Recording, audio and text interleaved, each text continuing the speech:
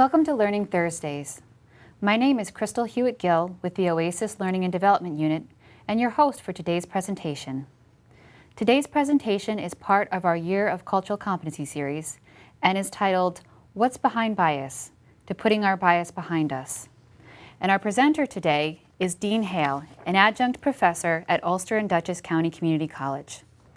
Dean will be joining us in just a moment, but first a word about Learning Thursdays. Learning Thursdays are offered to behavioral health professionals as a free learning opportunity with the goal of improving the knowledge and skills of the New York State substance use disorder workforce, as we strive to improve the lives of individuals needing prevention, treatment, and recovery services. A goal of Learning Thursdays is to support the professional development of the treatment, prevention, and recovery workforce. We do this by offering free and regular presentations that are relevant to today's substance use disorder treatment professional. As always, if there are any questions, comments, or suggestions, please feel free to contact us at the Learning Thursdays mailbox. You can use the same mailbox to express an interest in providing a future Learning Thursdays presentation. And now, it's time to start the presentation. Welcome to our presenter, Dean Hale. Thank you, Crystal. So today's training is what's behind bias to putting our biases behind us. Something helpful with this training perhaps could be the SAMHSA's Tip 59 Cultural Competence, Improving Cultural Competence.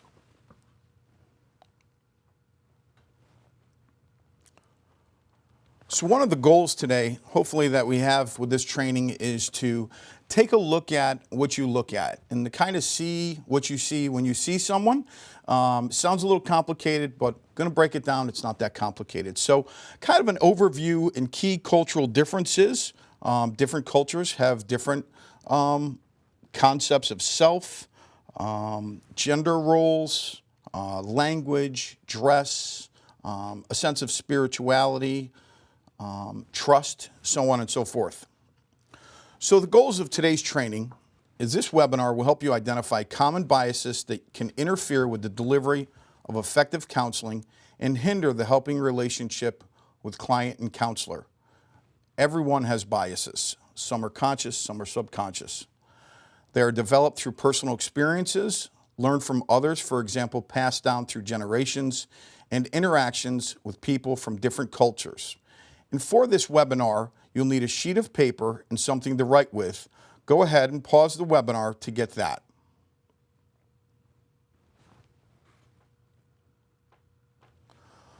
I'd like you to number on your piece of paper on the left-hand column, number 1 through 29, and you'll have 15 seconds to look at each picture and write down your first thoughts next to the appropriate numbers 1 through 29 on your paper. Be honest, no one's going to see your paper. It's a webinar. The whole purpose of today's training is self-reflection and to really look at what you look at. So here's our first picture. Tell me about this person.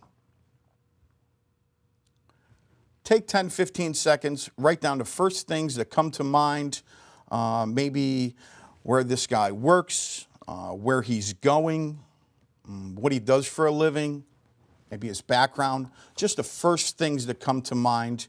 And don't even, try to block any thoughts that come to your mind. Again, this is an anonymous exercise. It's to help you, help the people that we work with.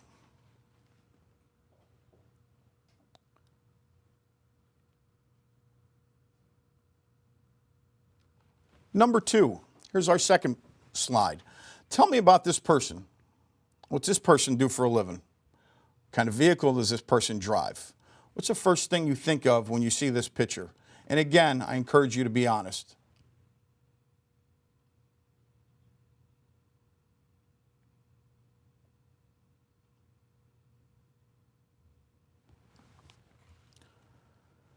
Picture number 3.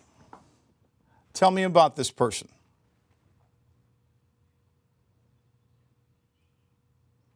Again, take 10, 15 seconds. Just write down the first things that come to mind when you take a look at each one of these pictures.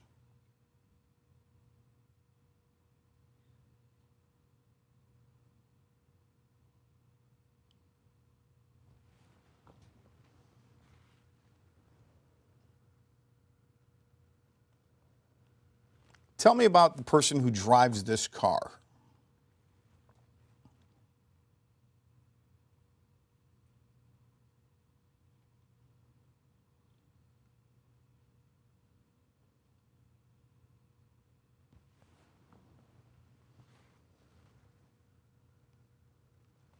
Now tell me about the person who drives this truck.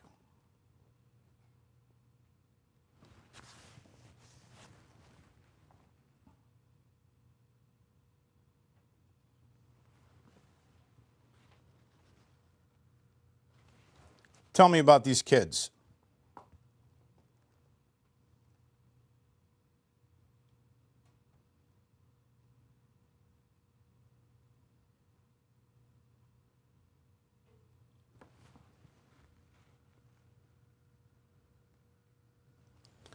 Picture number 7. Tell me about this person.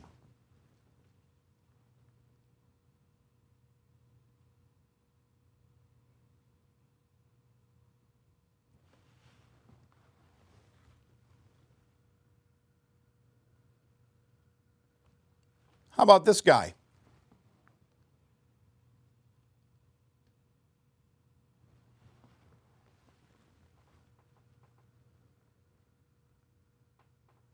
Tell me who's in this car.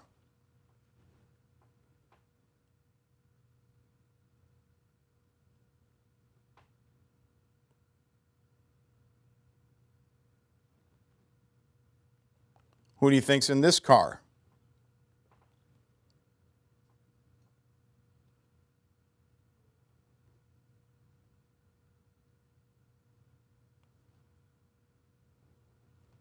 Tell me about the person who owns this car.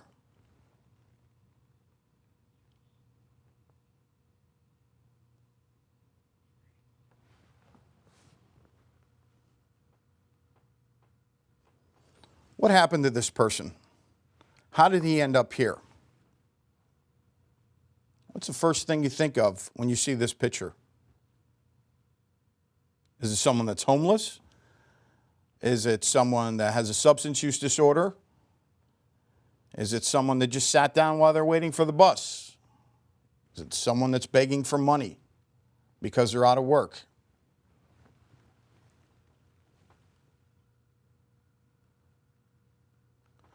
Tell me about this person. What happened to get him here?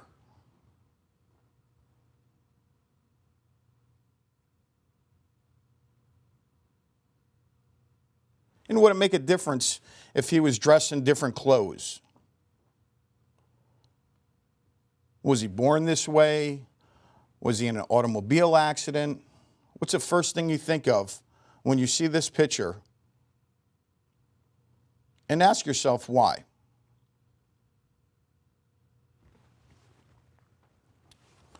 Tell me about this guy.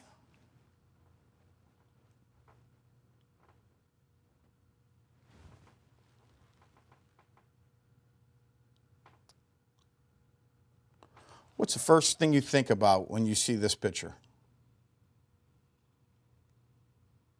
Again, don't hold back. No one's going to see your paper. No one's going to know your answers. The point of this training is for you to take a look at what you see when you see people. Tell me who lives in here.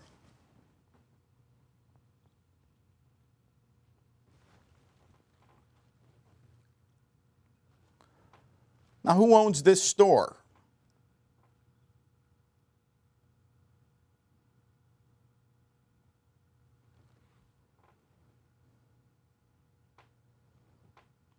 Here's number 18. Who's the passenger in this jet?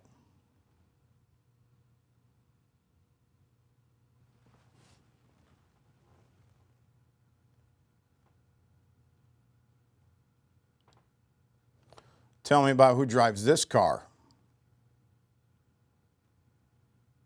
And what makes you think that they drive this car as opposed to the jacked up pickup truck that I showed you earlier? Or the Bentley? Or how come they're not riding in that limo?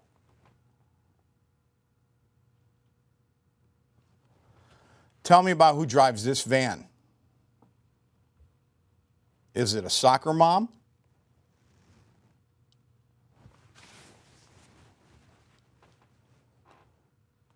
What's this guy do for a living?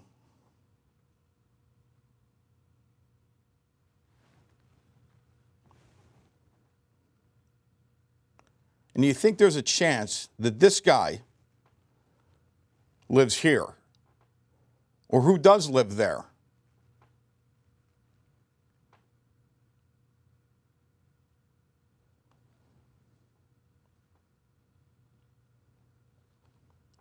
Who rides this bike?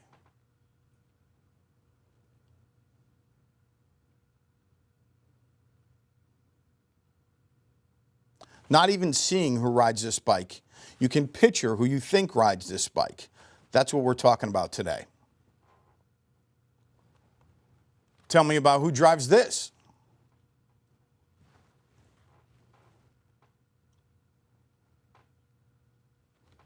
What's this guy drive? Does he drive the Prius? Does he drive the jacked up pickup truck? Or does he drive that bicycle I just showed you? Or none at all?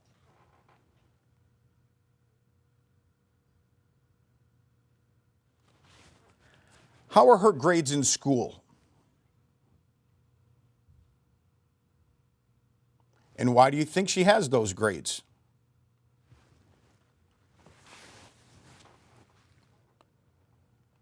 Tell me about this guy.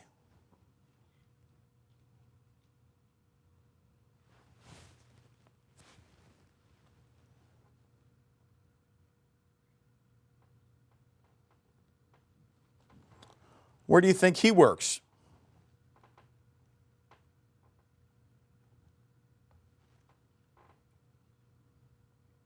You think there's a chance that this guy works at the same place as this guy?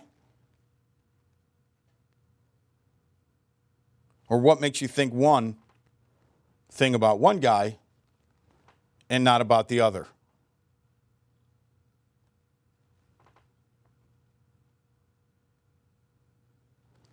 Now take a few minutes and review what you've written on your paper. What are some biases you might have about different cultures? Again, this training is meant to help you take a look at what you see when you see people and how your opinion and your perception is based on certain things. For our next exercise, on the opposite side of your paper, I want you to write down the number 100 on the top of the paper. This next exercise is called the privilege exercise. You may want to use your cell phone or another calculator for this. It's going to involve some addition and some subtraction. So the purpose of this next exercise, called the privilege exercise, is also another tool that can be used to see that don't judge a book by its cover. What you think you know about someone just based on their outward appearance may be totally different. So on that sheet, 1 through 100, we'll start with this. Subtract 10 if your ancestors were forced to come to America not by choice.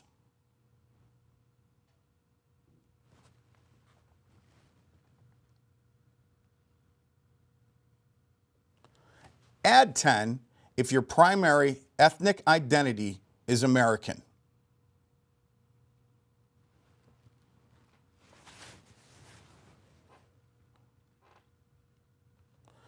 Subtract 20 if you were ever called names because of your race, class, gender, or sexual identity.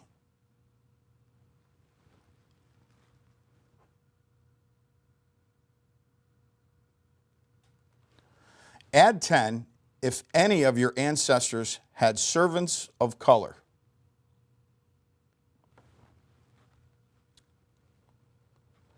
Go ahead and subtract 20 if you were ever embarrassed of the clothes you wore as a kid.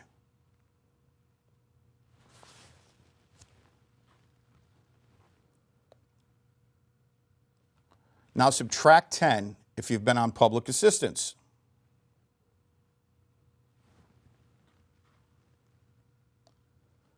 Add 10 if one of your parents had a college degree. Add 20 if both of your parents had a college degree.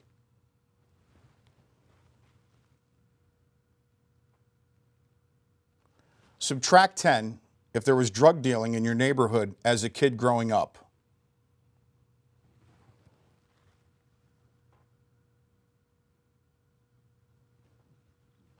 Add 20 if you had cable TV growing up.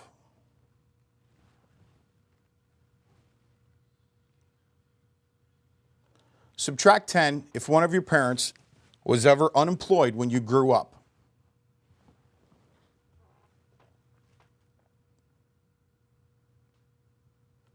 Subtract 20 if you ever went hungry because there was no food in the house.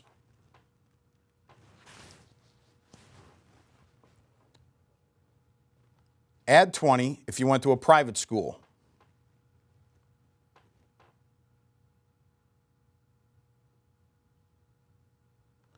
Add 10 if you know someone who told you that you could be anything you wanted to be.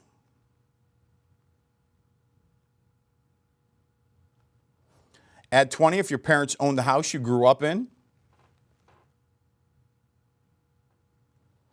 Subtract 10 if you lived in subsidized housing, Section 8, when you were growing up.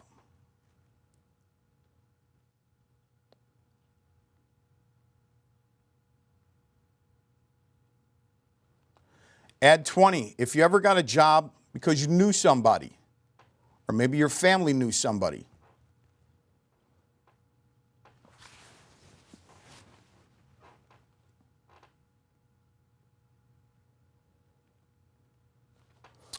Add 20 if you ever inherited money from a relative.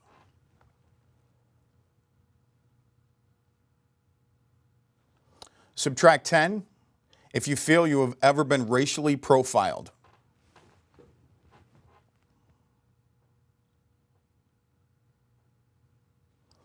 Subtract 10 if you have ever felt uncomfortable about a racial joke.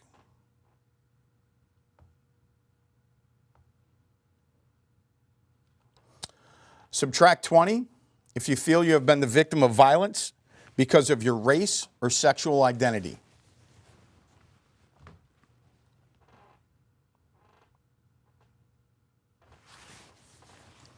What number do you have on your paper?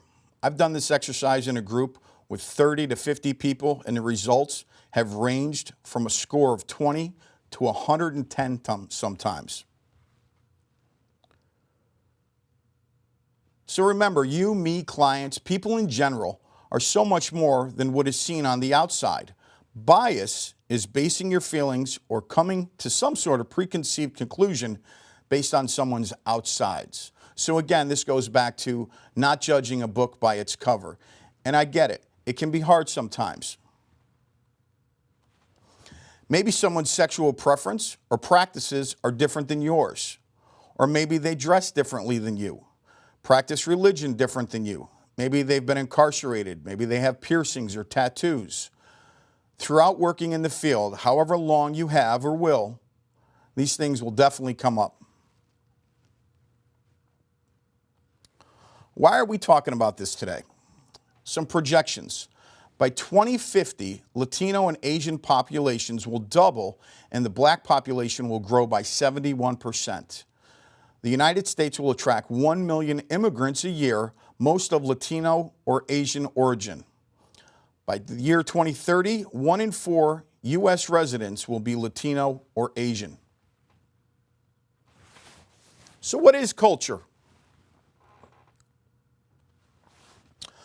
Based on the concept of an iceberg. We've ever seen the movie Titanic? We know at the end, spoiler alert, it sinks.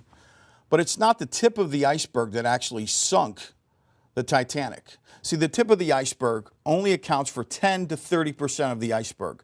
The other 70 to 90% is what people can't see. And a lot of times, our biases are based on just 10 to 30% of the entire person, and it's only outward appearance.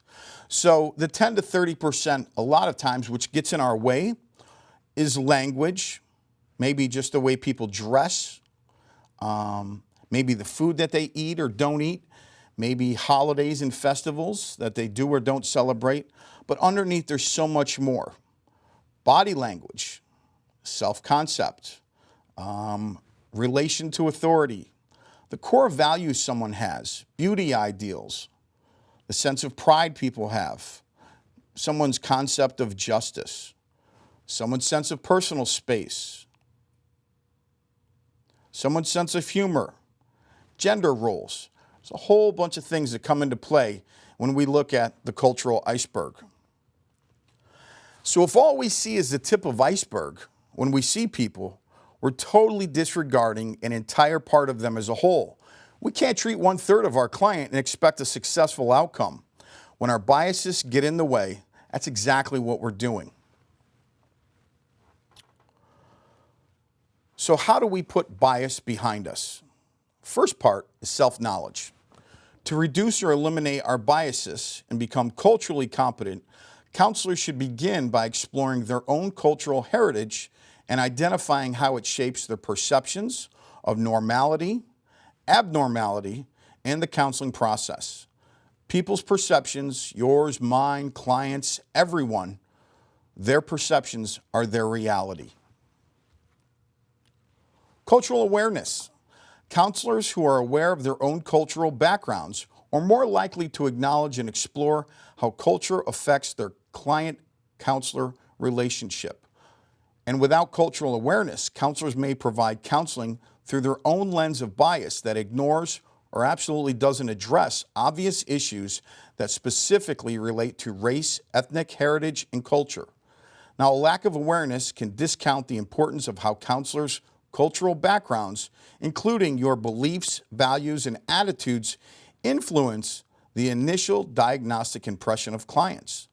Without cultural awareness, counselors can unwittingly use their own cultural experiences and bias as a template to prejudge and assess client experiences in clinical presentations.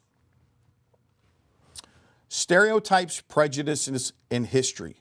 Cultural competence involves counselors' willingness to explore their own histories of prejudice, cultural stereotyping, and discrimination. Counselors need to be aware of how their own perceptions of self and others have evolved through early childhood influences and other life experiences. For example, how were stereotypes of their own races and ethnic heritages perpetuated in their upbringing? What myths and stereotypes were projected onto other groups? What historical events shaped experiences, opportunities, and perceptions of self and others? Note, no two individuals will possess exactly the same cultural identity, even if they identify with the same culture group. Cultural identities are not static. They develop, evolve, and change across a lifestyle, and will your competency. So you can have someone that identifies with multiple cultures. As a person in long-term recovery myself, and what that means to me is I haven't had a drink or drug since July 7th of 2007. I identify, part of my culture is the recovery culture. Also as a male, a professional male, there's a culture.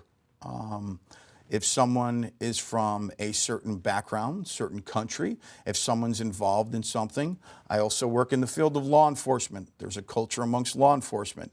There's a culture amongst firemen. There's a culture amongst nurses. If someone rides a motorcycle, there's a riding culture.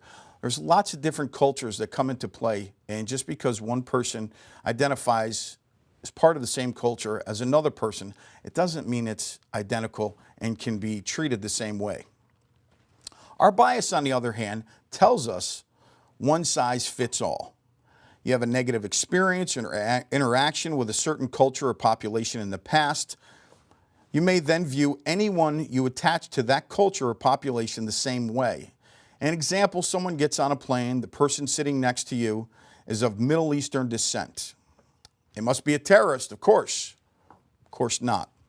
But for years after 9/11, and still today, many people feel those feelings. Many of those people weren't even alive at 9/11. The bias was passed down actually by their parents or some other source.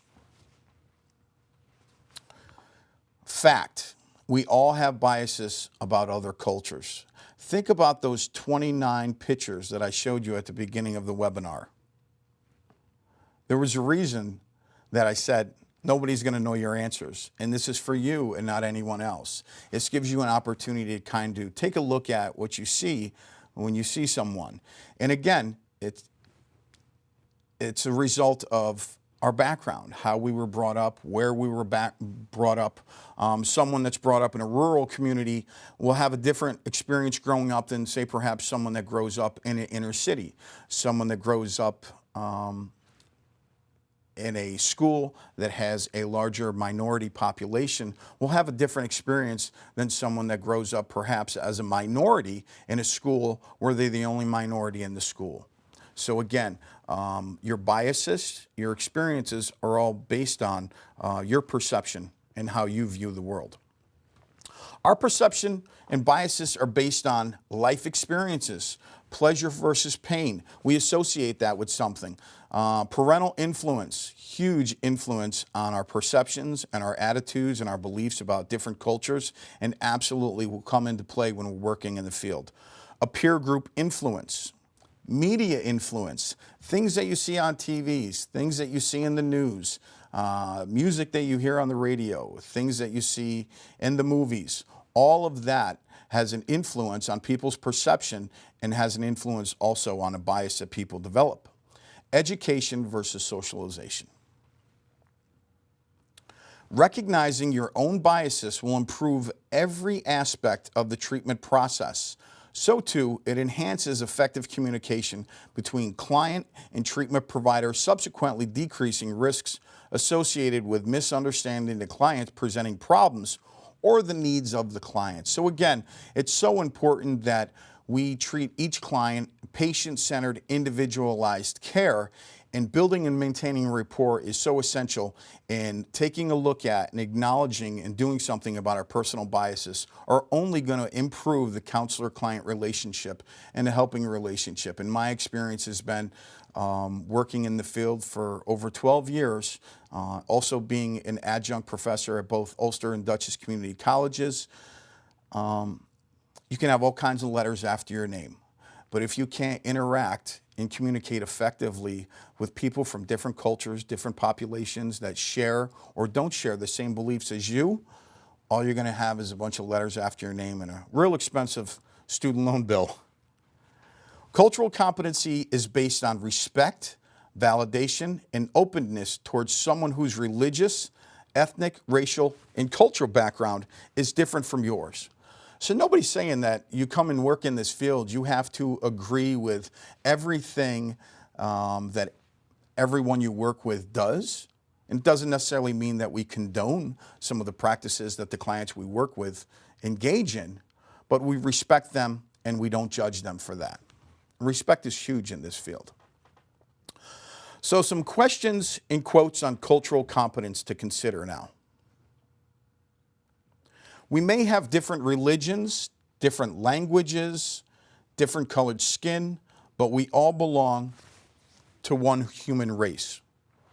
And this is interesting because I've had this conversation several times about the field of substance use disorders and treatment. And sometimes the conversation goes back to clinicians that work in the field that are people in recovery versus that people aren't. And I love this quote because it says we may have different religions, different languages, different colored skin, but we all belong to one human race. And when I saw that, this is what that means to me, because I think behind every single substance use disorder is some sort of pain. If we're talking about opiates, it could be, physical pain, literal pain. Chronic pain could be someone from a car accident, a sports injury. So if you're talking opiates, prescription pain pills, heroin, it could be physical pain, chronic pain. The other kind of pain that I believe a lot of people are suffering with is the trauma. We look at now the adverse childhood experience that we're really taking a look at and focusing on in the field now, and all the emotional pain, be it some sort of abuse, child abuse, sexual abuse, some sort of trauma. So I think behind every substance use disorder is some sort of pain. So, everyone has felt pain. So everyone can identify with having felt some sort of pain or some sort of loss. So that's really what this means to me. So regardless of our religion, languages, our different colors of skin, one thing that I think all people have in common that we can't disregard is that we all have felt pain.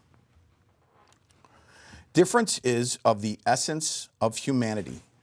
Difference should therefore never be the source of hatred or conflict. The answer to difference is to respect it. Therein lies a most fundamental principle of peace, respect for diversity. So difference is the essence of humanity. You can learn something from everyone. And instead of taking a bias that you have about a certain culture, take the opportunity to learn about that culture. If you don't know, take the opportunity to learn about it. I recall working in a treatment facility, and I worked with some clients that were Muslim. Knew nothing about it. So I could have used what I saw on TV, what I heard in the news, opinions and biases and perceptions that I got from other people, or I could educate myself. So what I chose to do is I chose to reach out to the Islamic community. I also went to Barnes & Noble and got myself a copy of the Quran. I spoke to an imam, introduced myself to an imam, and I got more information. And I tell you, it really, it was of great benefit for myself as a clinician, a growing opportunity, and it absolutely helped build and maintain a rapport and effective communication with that client, and ever since. So I would suggest that.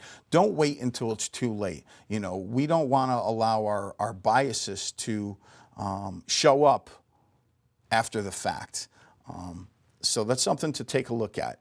If you're not sure you have the right knowledge about a certain culture, go to the library. Get online. There's nothing you can't Google nowadays. Peace cannot exist without justice. Justice cannot exist without fairness. Fairness cannot exist without development.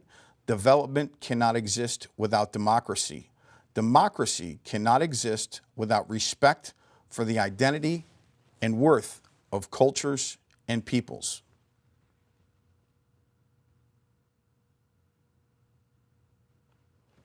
How do we create a harmonious society out of so many kinds of people? The key is tolerance, the one value that is indispensable in creating community.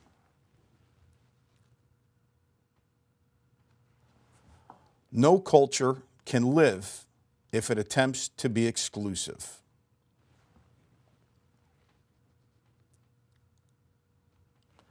If civilization is to survive, we must cultivate the science of human relationships, the ability of all peoples of all kinds to live together in the same world at peace.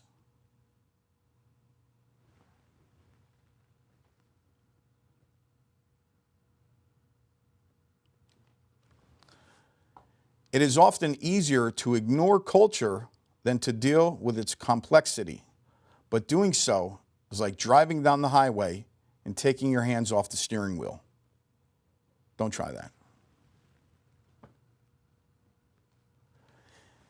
If you talk to a man in a language he understands, that goes to his head. If you talk to him in his language, that goes to his heart.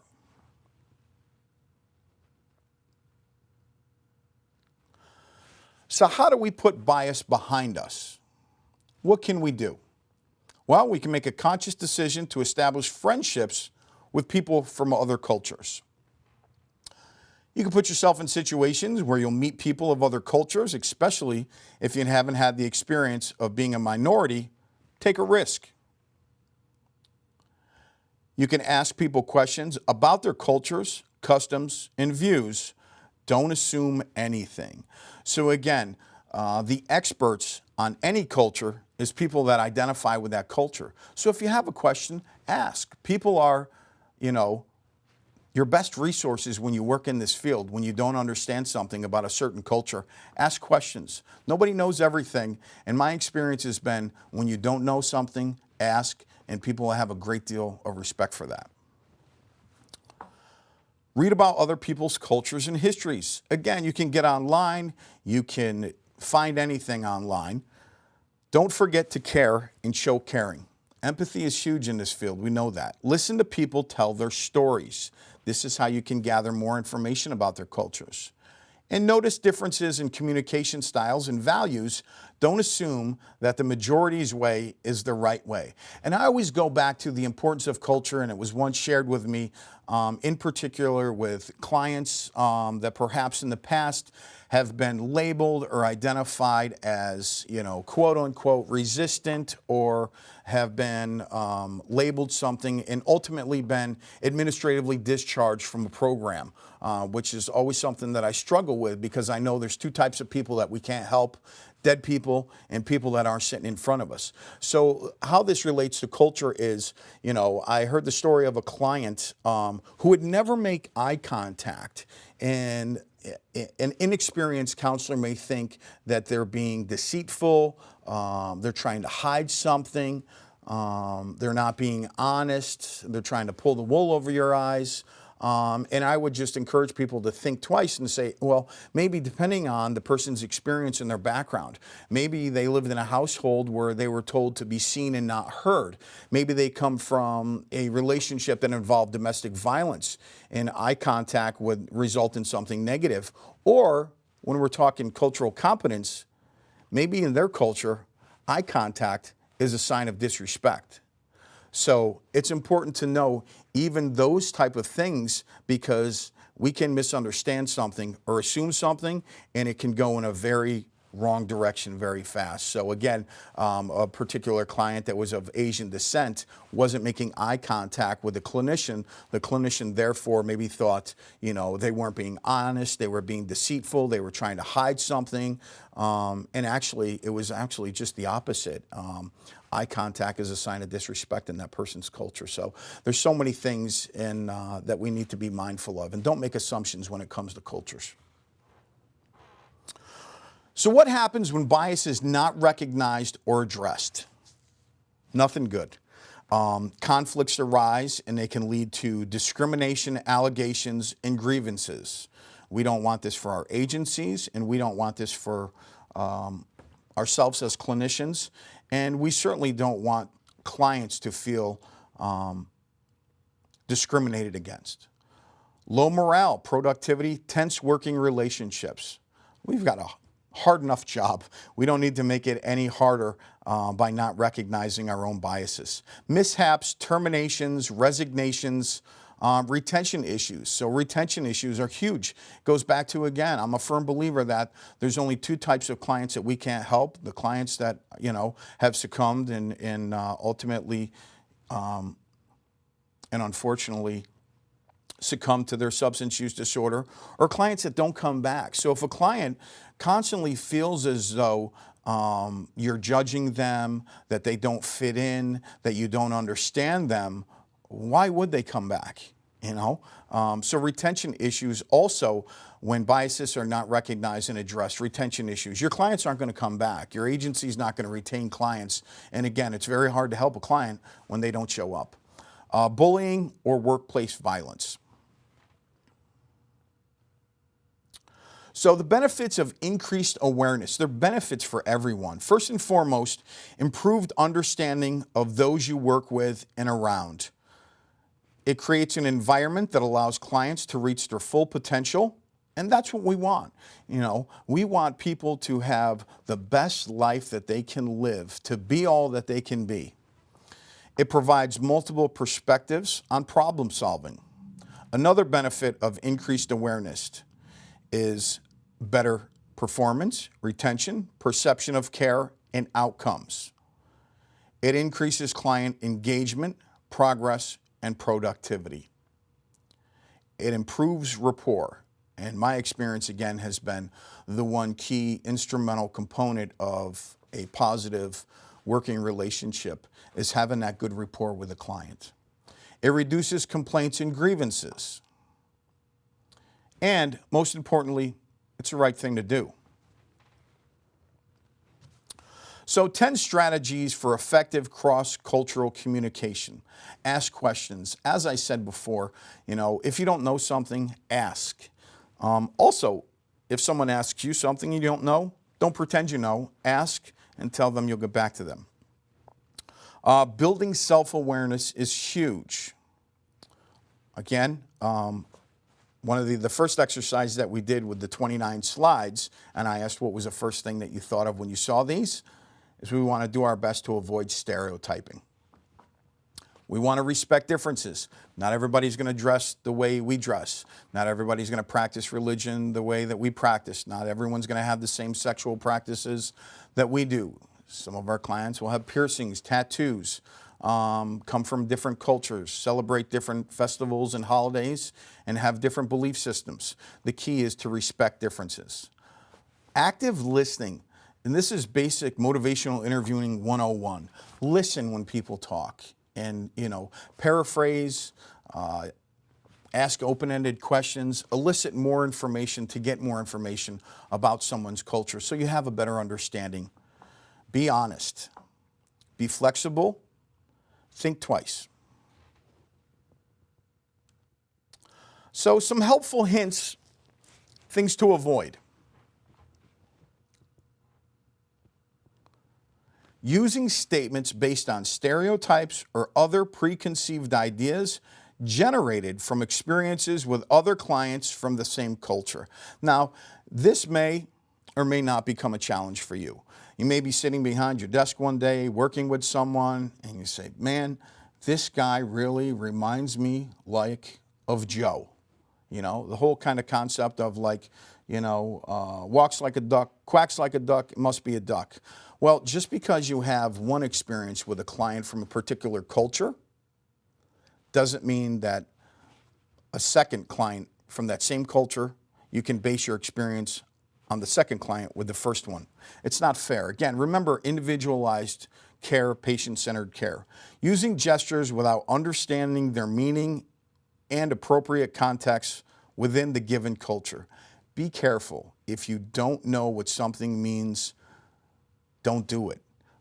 Even if you see someone from a certain culture use certain gestures, you don't even know if they know what that means. And it may just be inappropriate. And don't try to pretend to be somebody that you're not. Neglecting the client's history, for example, not understanding the client's individual and cultural background. So to review, it starts with awareness, it grows with knowledge, it's enhanced with specific skills, and it's polished through cross-cultural encounters. It is imperative to have cultural competence in this field. Imperative. There's no exceptions. So that's today's training. Thank you again. I hope it gave you the opportunity to take a look at what you look at and to take a second glance and see what you see. And don't judge a book by its cover, because it's so important. Because again, think back to the iceberg analogy. If all we base our clinical approach is by what we see on the outside, when someone comes in and sits down across from us, we're doing an absolute disservice not only to ourselves as a clinician, but most importantly to a client, because what we see on the outside is only 10 to 30% of a person. So we really need to do our best to acknowledge, recognize, and do something about the biases that we have. Thank you. I want to thank Dean for today's helpful and informative program. I hope you'll all find it useful while assisting clients in need of services. Your feedback is important to us.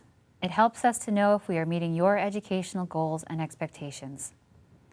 Once you have viewed the presentation in its entirety and completed the quiz, please follow directions to access the SurveyMonkey website and take a moment to complete the evaluation.